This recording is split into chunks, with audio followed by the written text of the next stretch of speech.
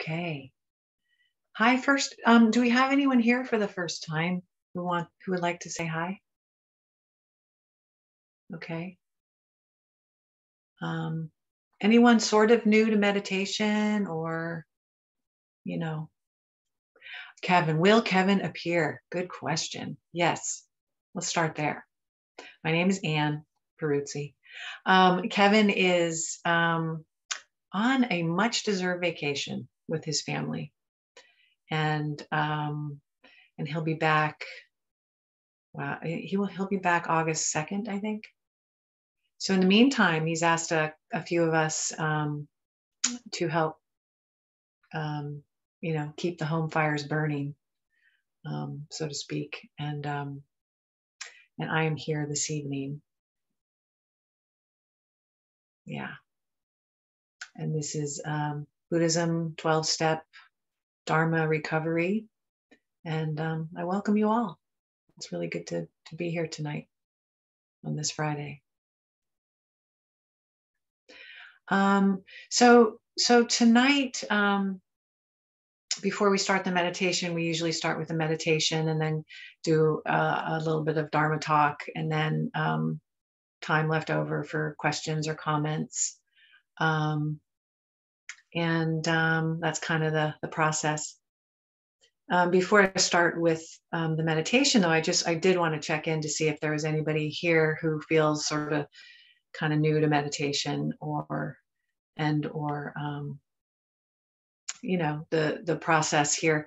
And especially tonight, I'm wondering if anyone's new to the practice of loving kindness, metta practice. Okay, so we have some veterans. All right, great.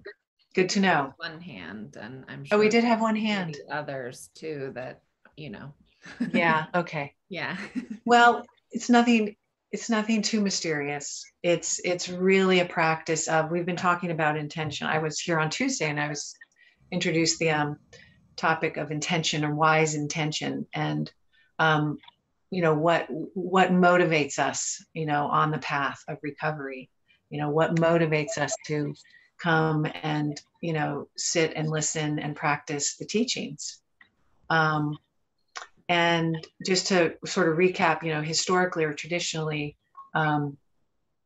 right intention involved three aspects: renunciation, which is letting go, or another way to say that is non-clinging, right?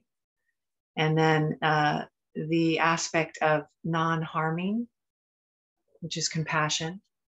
And then the other aspect is non-ill will, which is goodwill, or loving kindness.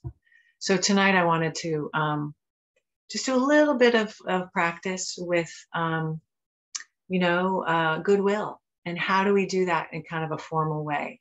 And some of us have practiced metta. Some of us may have even been on full retreats that focus on metta. And metta is just kind of in simple way. It's been translated as loving kindness popularly in the West. From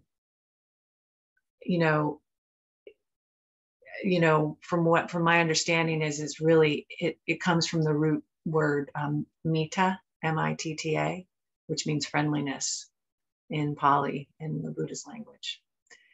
So if it helps you to think of it in terms of sort of a boundless friendliness, a quality of the heart that extends all around us to include ourselves, but to every being everywhere.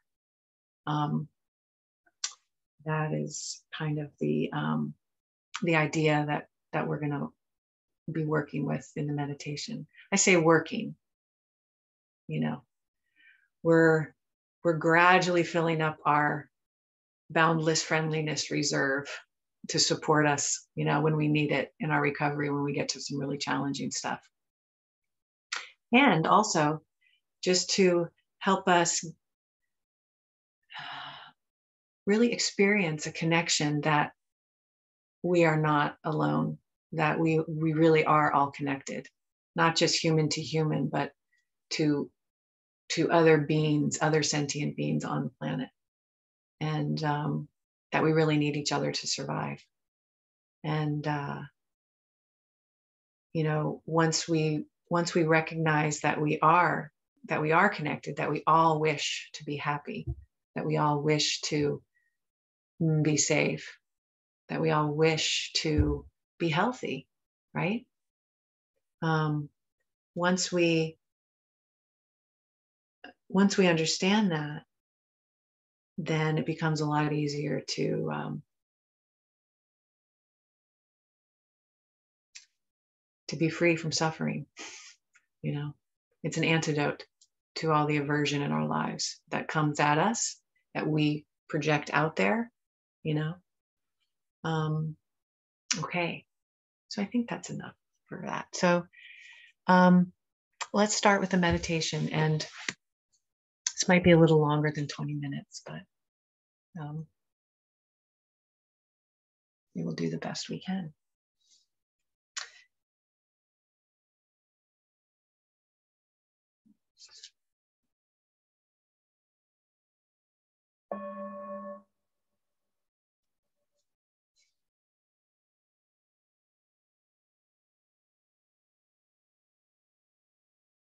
And settling into your meditation posture, lying down, sitting, standing, walking, finding your body in space. Feel the seat. Feel your seat on the cushion, the chair, whatever object you're sitting on. And sense and feel grounding your body where you are. Just for these few precious moments sitting together here.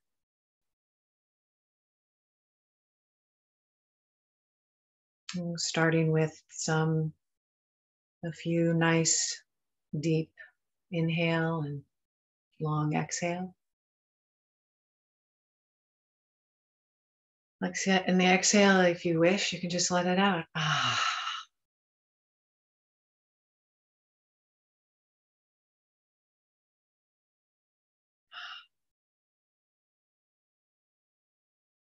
Perhaps, for some of us, it's the first time we've stopped today. So it's noticing what it feels like to come into relative stillness, into presence.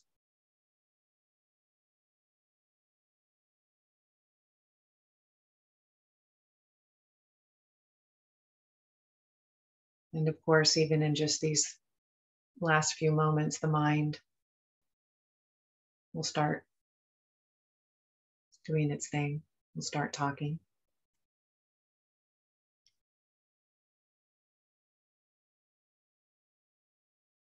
And the intention for this practice and for all of our practices is really just to bring as best you can an open, friendly, non-judgmental attitude to where you are at right now, just as you are, showing up just as you are right now.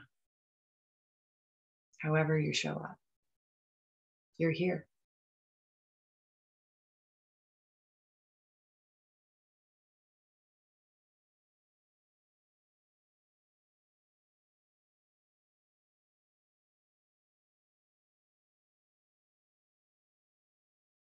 You can scan the body from head,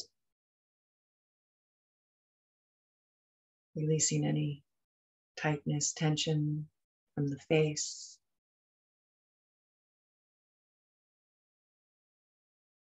from the shoulders, and down the arms, softening the chest, the belly.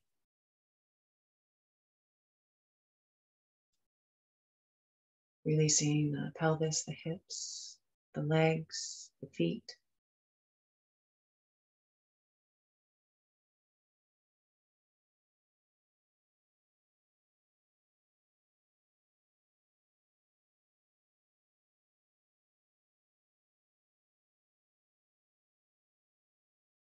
And when you're ready, notice your breathing. Notice how it's showing up for you this evening.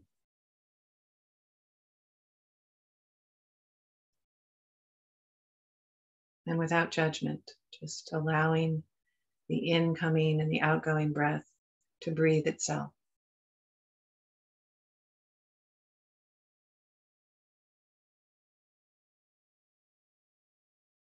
Feeling the belly and the chest expand on the inhale and relax on the exhale.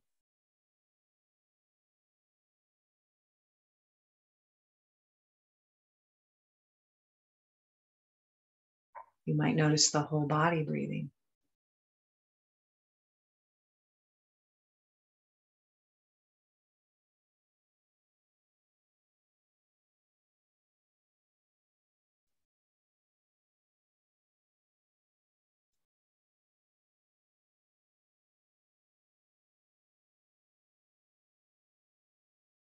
And now drawing your awareness to the area around the chest, around the heart. Just see if you can shine a warm light, a golden light in the heart.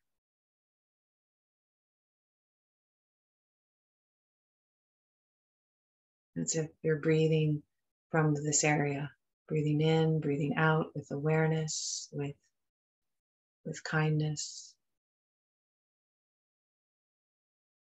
as best you can.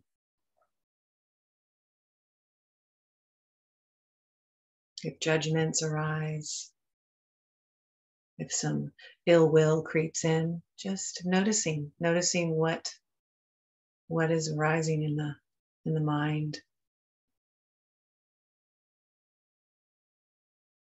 Letting it be there. There's no need to push it away.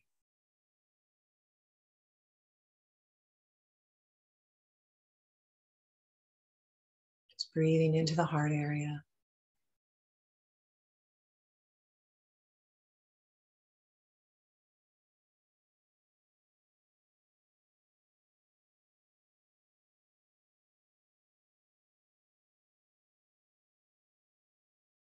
And as we begin a practice of boundless friendliness, of loving kindness, I'd like you to think of someone in your life who you love dearly, some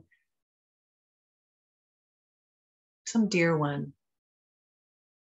Maybe it's a benefactor or a teacher, someone who's helped you in your life. And you see them, you sense them doing their good works out in the world. They've helped you ease the path, ease the way. This picture in your mind's eye, you might be sitting across from you or sitting next to you. Just allow an image of that person to come into your heart, come into your field of awareness.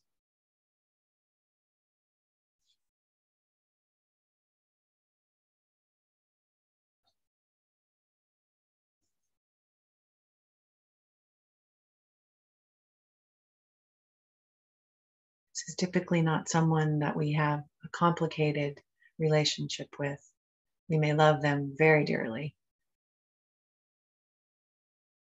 This is someone who is easy to love. Could be a pet. Could be a child in your life. And just thinking of them and sensing and feeling their presence, and it may even make you smile, put a smile to your face. We're just going to send some wishes of care to them. And as always, if you have some phrases that you practice with or that you find helpful, please do so. I'll offer some phrases, some wishes.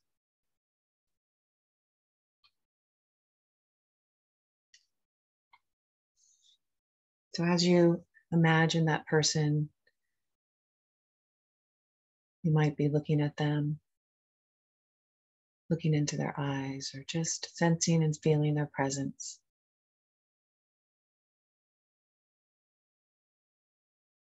And you say, may you be happy. May you be truly, deeply happy.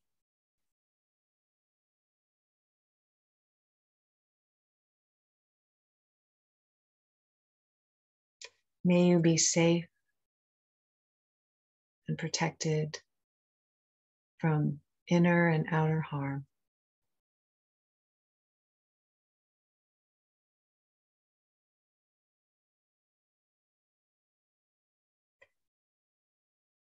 May you know a peaceful heart.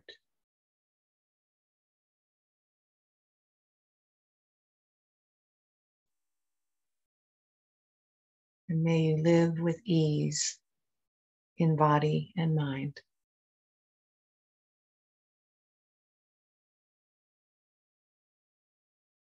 And just opening your heart to this being, to their goodness,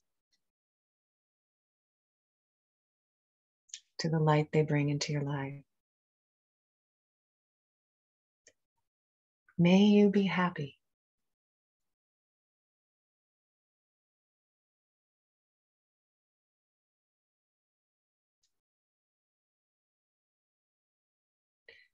May you feel safe.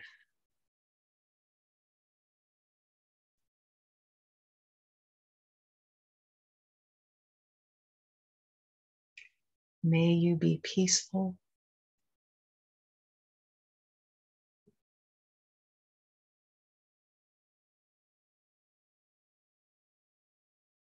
May you be with ease.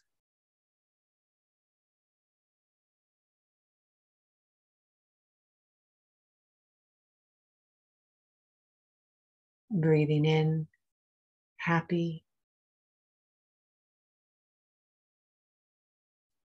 Breathing out, happy.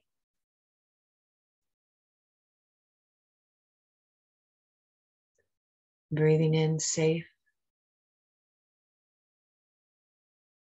Breathing out, safe.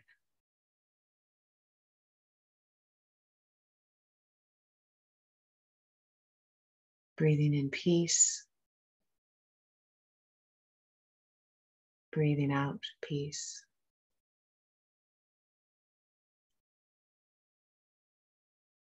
Breathing in, ease. Breathing out, ease.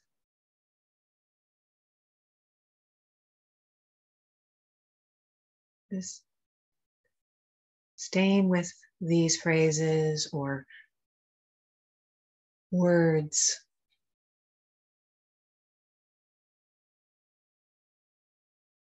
and breathing these words into your heart as you imagine them being suffused with the loving kindness that you're offering this gift to your dear one.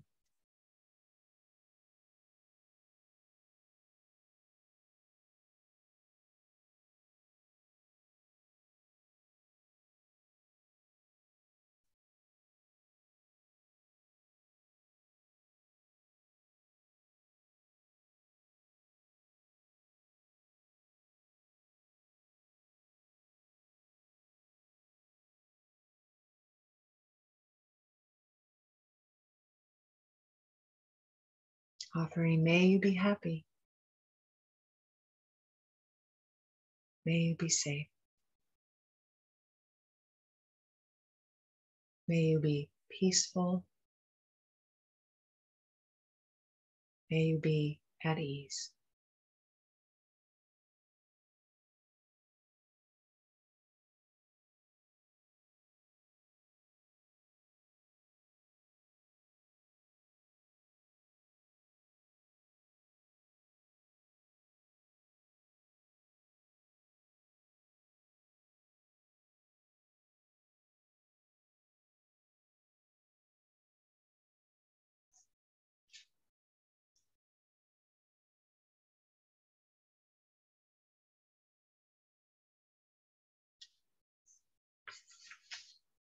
appreciating this person for being in your life, appreciating them for being just who they are.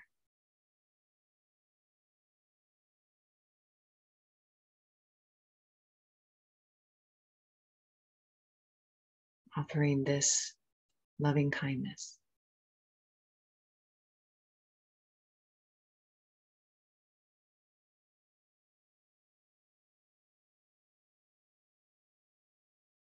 And when you're ready,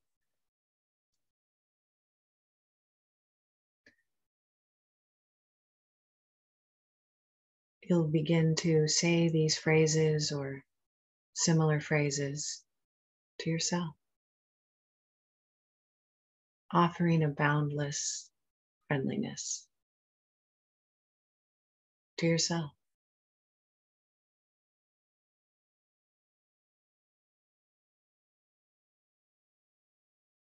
And always with a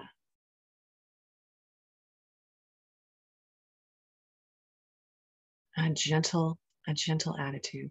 We ease into these practices. Just as your dear one deserves happiness, safety, peace, so do you. We all do.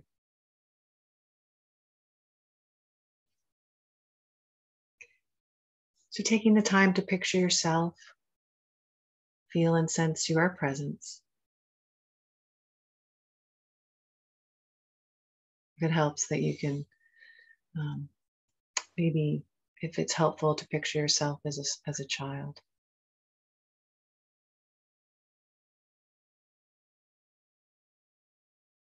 Might be helpful to put a hand on your heart, on your chest or your belly. That felt sense, that tender touch.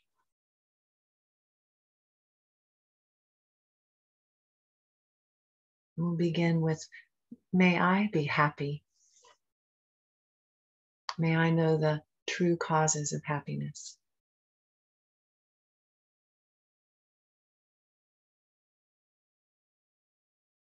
May I be happy.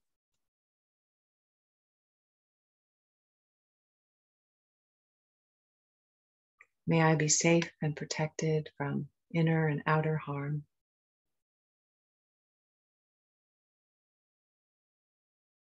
May I be safe.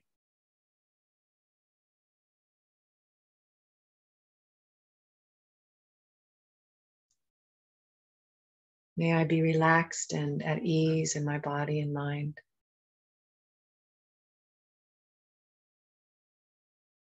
May I be at ease.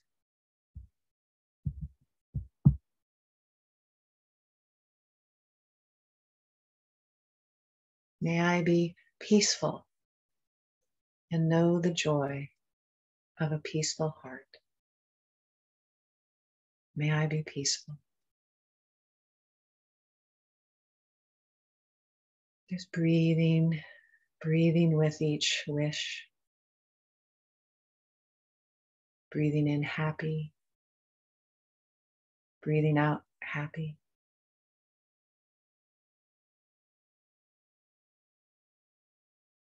Breathing in safe. Breathing out safe.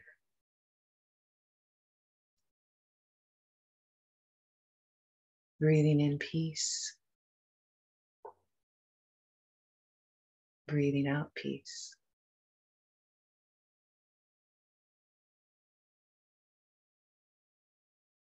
Breathing in ease. Breathing out ease.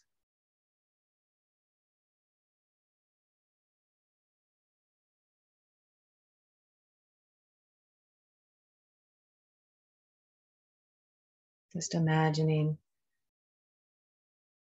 what it would be like to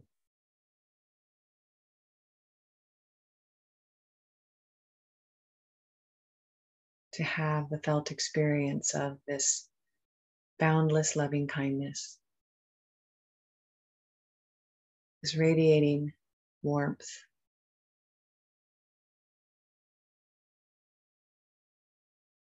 from one heart to another.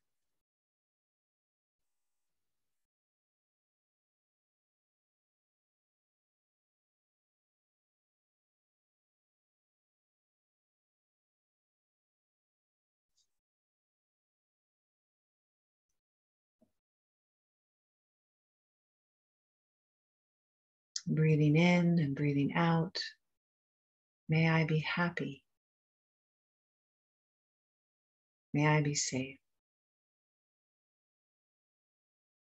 May I be peaceful. And may I be at ease.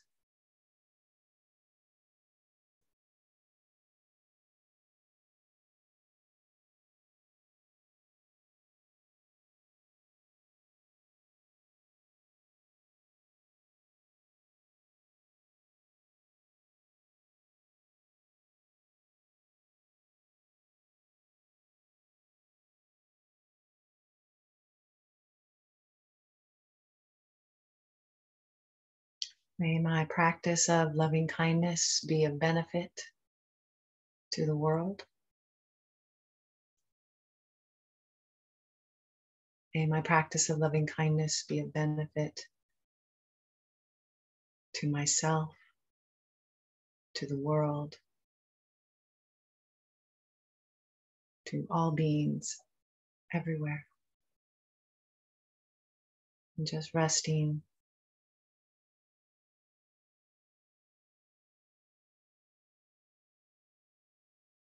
in this beautiful quality of the heart.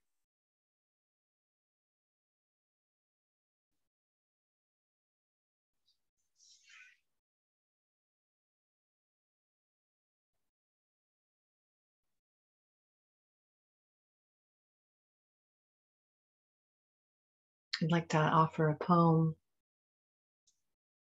before we end the meditation. This is from a book of poetry of early Buddhist nuns that came out a few years ago.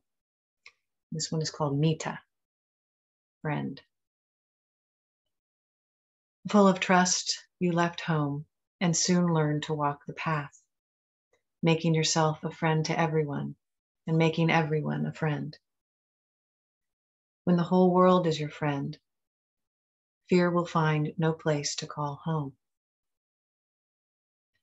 And when you make the mind your friend, you'll know what trust really means. Listen, I have followed this path of friendship to its end, and I can say with absolute certainty, it will lead you home.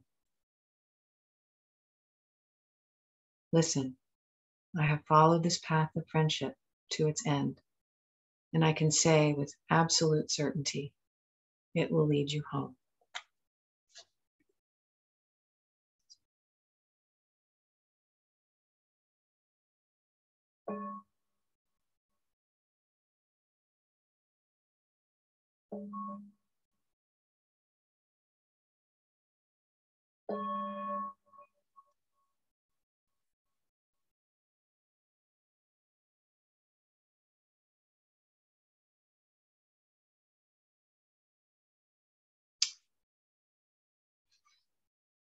Okay.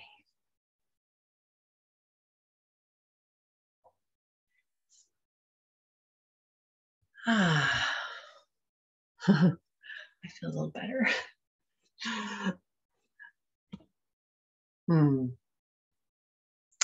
So, we're gonna leave some time at the end for comments and questions, because it's for some of us it's not an easy practice, especially if we're in the beginning stages, and that's okay. It's all because I went in full when I first learned this practice. I dived just deep. I was in the basement of a hospital, and it was at the end of a day long, and the teacher did a 45-minute practice of loving kindness, and I had never done this before. And in the traditional practice, there's categories of people, right? There's the self, there's a dear one or benefactor, there's a neutral person, so-called neutral, a difficult person, challenging person, and then radiating out to communities, neighborhoods, the world, the universe. And as we were getting to, he went very methodically through each category, and we got to, I think it was after, I don't know where it was, but at some point he was talking about the taking in the suffering of the people who are dying in the hospital, and that just was really overwhelming to me. Now that's an extreme example, right? But it doesn't have to be in a hospital and imagining, the suffering of people dying in a hospital. I think we could probably get to that point, but for a first timer, that wasn't really good. So, but I met that, and I met that restlessness that I felt and the wanting to avoid it. I was instructed to, whatever feelings come up, whatever judgments, whatever reaction, just to meet the reaction with a friendliness. And that was a helpful instruction. So,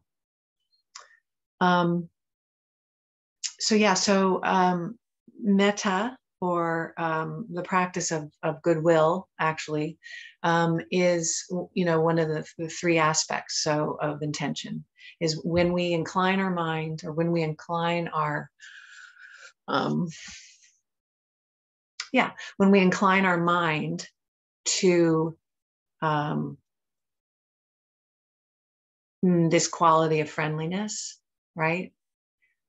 As opposed to inclining our mind to anger, frustration, other kinds of ill will. When we incline our mind towards that, the goodwill, towards the friendliness, maybe you've experienced this, right? That's kind of how my day will begin. If I start my day with, practice and to intend to bring as much goodwill, or as less ill will as I can to the day, that's kind of how it goes. And I can keep reminding myself, I can keep coming back to what my intention is. My intention is to notice when I'm getting into a judging space, right? And being willing to look at that judgment, if I can be aware of it, and to perhaps give it some space and let it go, right? Takes a lot of practice. Takes a lot of practice. And that's kind of like an informal way. The practice that we did tonight, there's many ways you can practice formally.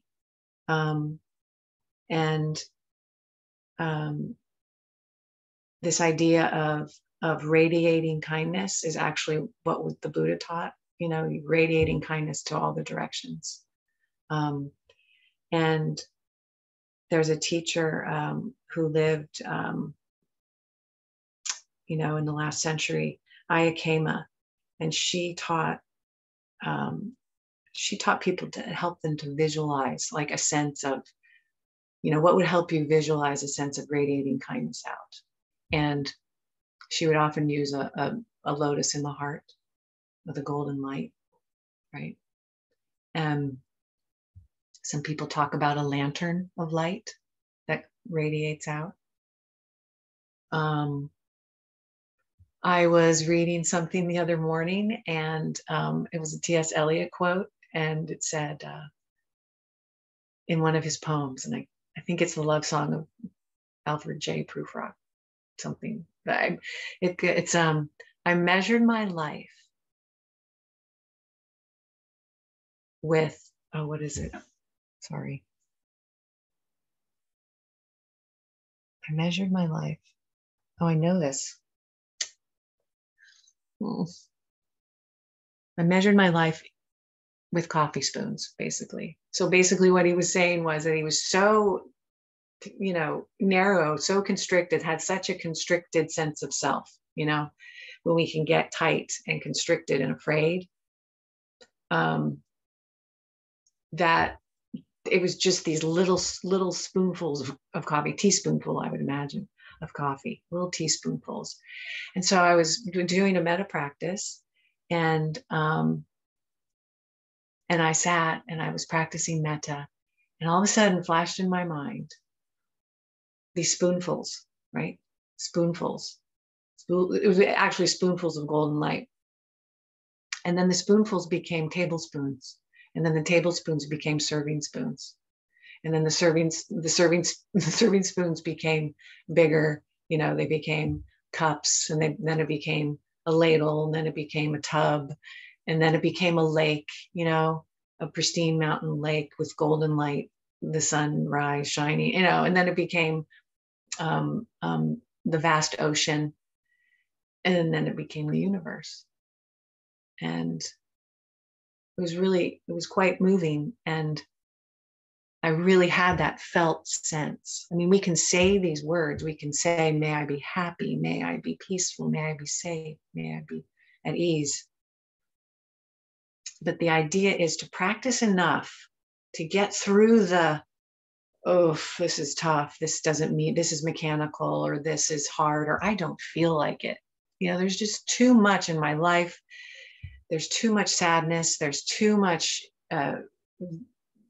terror, you know, in the world, in my life, whatever it is. You know, if we can just like, well, sometimes we start with spoonfuls, right? It's really trying to, the more we practice, the more felt sense of this boundless energy of love, really, that can grow in us.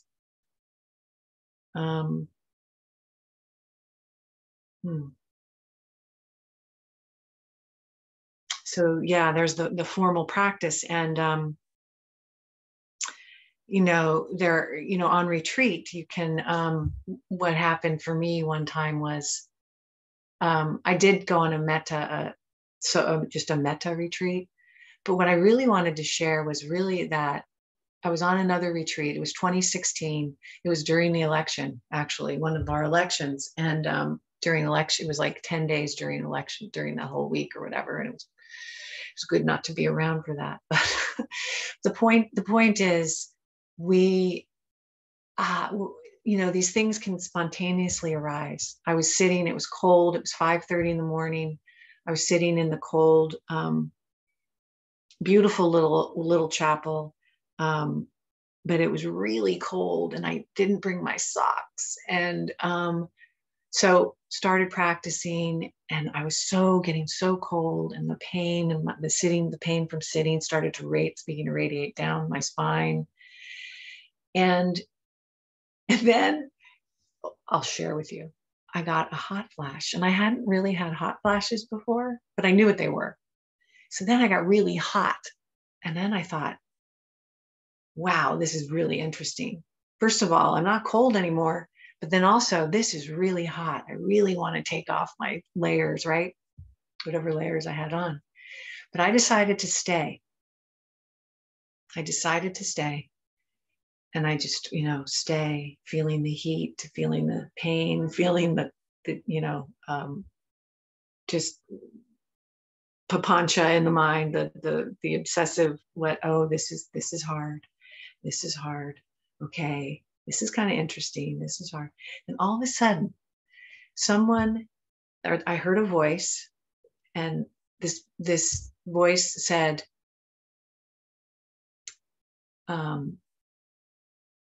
I will walk through the fire with you.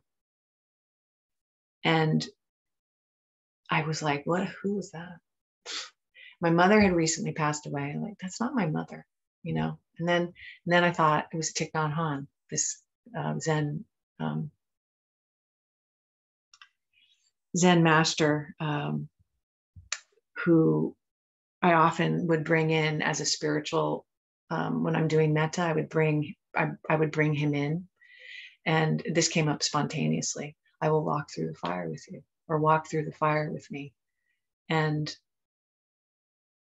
I think because I've been practicing metta for some time, it was instructed to me by a teacher during a retreat, another retreat years earlier. She said, "Are you practicing metta for yourself?" And I said, I thought about it. I'm like, not really. I practice for my family and my friends. And she said, okay, well, for the next 6 months, I want you to practice just for yourself. I'm like, what? Huh? Didn't quite get that. Did not get that. You know, I had a lot of self-judgment, critical mind to work through and work with, and it didn't come easy to me. So, but I kept at it, with support and with suggestions like that. So I guess my point is, when you least expect it, it'll come to you when you're going through a hard time. At least this was my experience. Going through a hard time, these things spontaneously come up, like, and it's a relief. It's that taste of freedom. It's that moment of like, oh, I was suffering. I was holding on to the suffering. I was holding on to that, the pain, the aversion, whatever, resistance. And then there's that moment of, whether it's an image that comes to you and or it's that moment of awareness,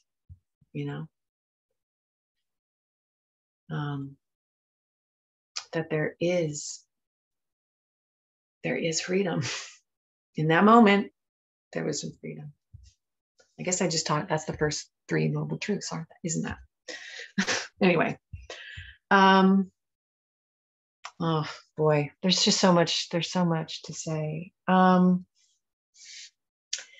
So, again, as far as intention goes, I think we know. I think we know intuitively and perhaps in our experience that when we incline the mind towards unhelpful or unskillful,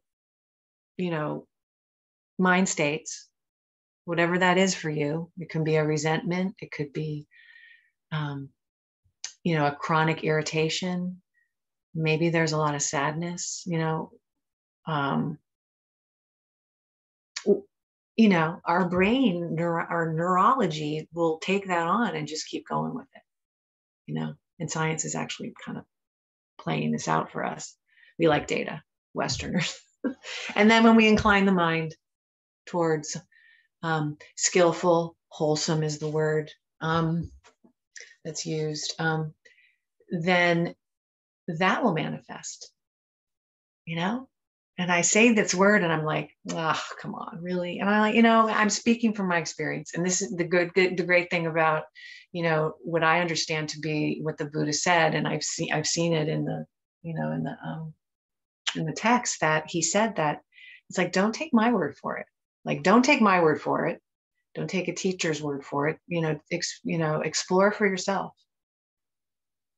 When I incline my mind to peace and kindness and even non-judgment, then my mind will go there. And the opposite is true. But try it for yourself. Yeah. To that end, there's just some words from Thich Nhat Hanh. And this reminds me, because our garden is just blooming with these beautiful blackberries and blueberries and raspberries and strawberries. And so he says, your mind is like a piece of land planted with many different kinds of seeds. Seeds of joy, peace, mindfulness, understanding, and love. Seeds of craving, anger, fear, hate, forgetfulness. These wholesome and unwholesome seeds are always there, sleeping in the soil of your mind. The quality of your life depends on the seeds you water. If you plant tomato seeds in your gardens, tomatoes will grow.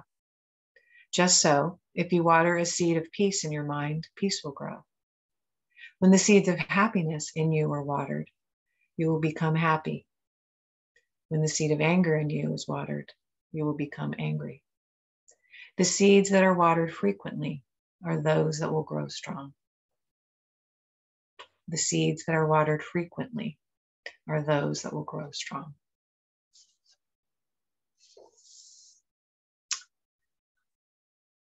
So, okay, I offer those thoughts for your reflection. And yeah. And I'll open it up. You can unmute yourself or raise your hand. I guess that's the more organized way to do it.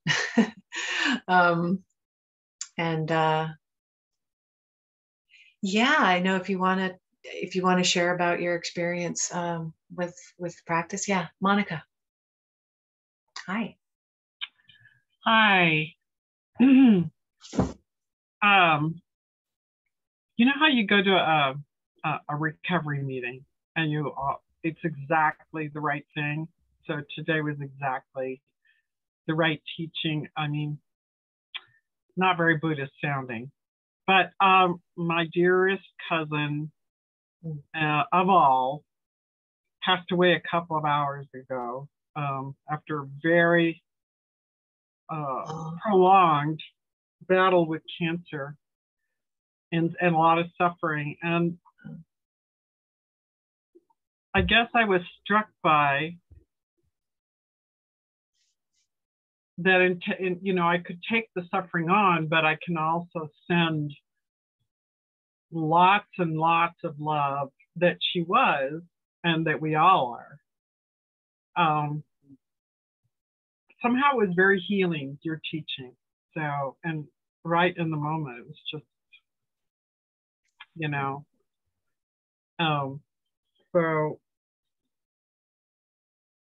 yeah, I'm always struck by the teachings of the Buddha that everything is impermanent, and what is it, the first noble truth about, suffering is also caused by aging and sickness. But also the Buddha taught that there is suffering, and he taught about the end, the suffering and the end of suffering. So that is the hope, maybe the spirit. And I'm still kind of a baby in Buddhism, but at least I think I am.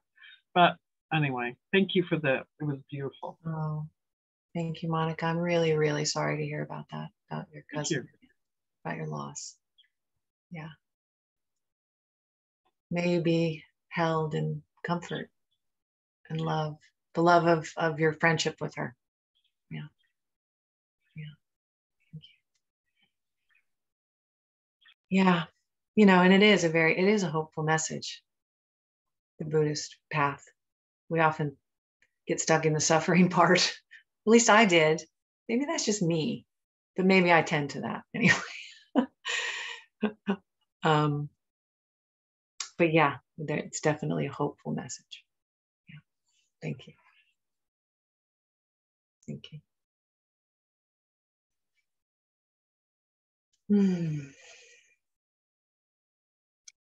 Anne? Yes, Debbie, hi. Hi. Hi. I'd like to share something along these lines that I don't know if I can put it into words real well, but it's something that I experienced today when I was doing some writing earlier, and it was about awareness. I was thinking of being birthed and how that really wasn't my conscious choice to become. Maybe it was some ancestral choice to become, but it wasn't my conscious choice to become. And yet we're birthed, and there's something that is there, like before words, as this newborn, a cry comes out for something, right? There's no words for that. There's the experience of being held possibly by the mother, and that's a sensory experience, and that's received. There's no words, but we know there's a comfort because there's a settling of the energy, right? And so I was just thinking of, what is this? Is this the awareness that was birthed and came, And then we become conditioned by how we are responded to in our environment. And I think many of us did not grow up with these foundations of loving kindness, even if we, grew up in Christian homes or other, whatever, atheists, whatever it was. It seems like the judgment and the expectations and the drive to accomplish was ingrained in us before we were even like aware or conscious of it. And so, especially for those of us in recovery, we have this history, right? And we're making a choice because if our awareness is woken up, we are now making a choice if we want to do something different. And so here we have this beautiful practice. And that's why it's called practice. Am I actually trying to cultivate this sense that was probably with this awareness that I was birthed with before words, to feel love, to feel and to offer and to be that? And so practicing these phrases and practicing the sensing into these energies, I just feel is so important, because we're partially deconditioning and we're cultivating with the intention to offer it, more to the world. So thank you so much, because I feel like I can't practice loving kindness enough. Yeah. Thank you for tonight. Yeah. Well said. And, especially,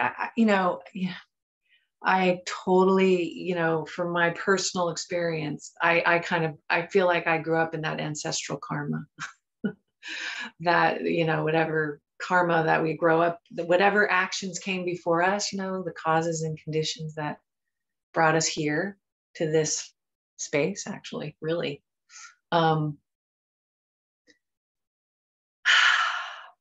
Yeah, there's a lot of deconditioning of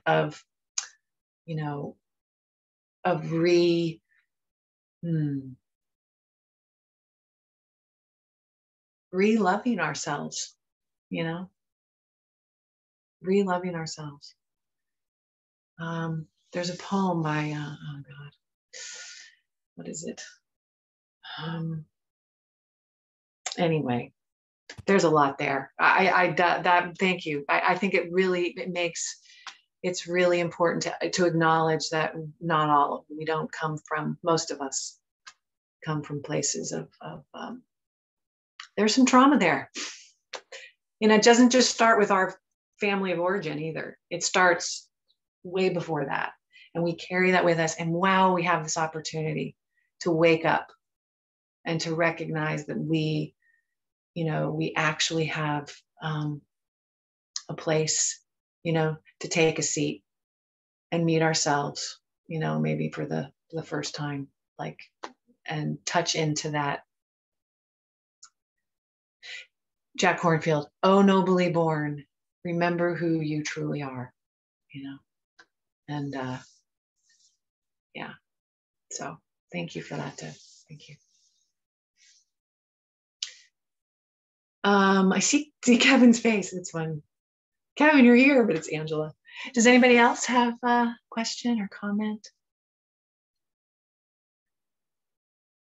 Okay. Mike. Yeah.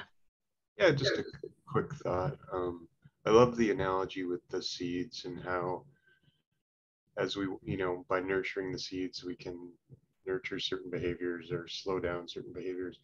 And it made me think of what Kevin always says with the law of karma, and how we beseech the law of karma to change our own karma through action and not just through words. And I heard something just today. I was listening to a podcast and really boiled it down really well for me. It was like those habitual patterns that we do over and over and over get stronger, and those patterns we do less and less get weaker.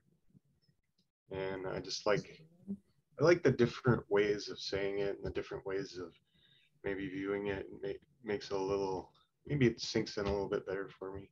Yeah. But kind of comes back to practicing, metta or Tonglen or whatever you like.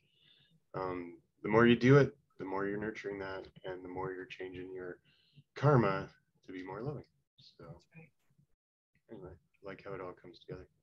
Thank you, Mike. Yeah, it's helpful to get other perspectives, you know, from other teachers, and interrupting the karmic flow, kind of, you know, is what comes to mind. Is that, yeah, we, you know, we're not dictated to by our old stories, that we have choices, and that we can actually actively work towards toward wholeness, you know, and yeah, having it said in different ways really helps. Yeah. All right. Well, it's 8 o'clock, 8:01. Let us end. You know, I'd love to end this way. Can we end this way? At the end of recovery meetings, it's a reflection on sharing blessings. And we can do this call and response. If people are familiar with this, it's in the back of Kevin's Buddhism and the 12 Steps. And it's also typically the closing prayer, if you will, in some recovery meetings. So I'll start, and then you can, let's how can we do this? Would it work if we all unmuted? Maybe not. Let's just do it. I'll say it, and then you can say it back to yourself, you know, just in your space. May all beings receive the blessings of my life.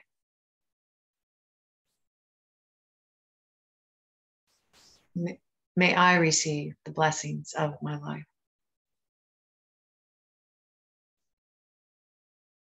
May those I love receive the blessings of my life.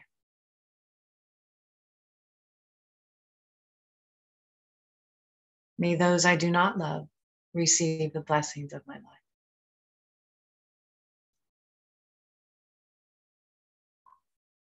May all beings receive the blessings of my life.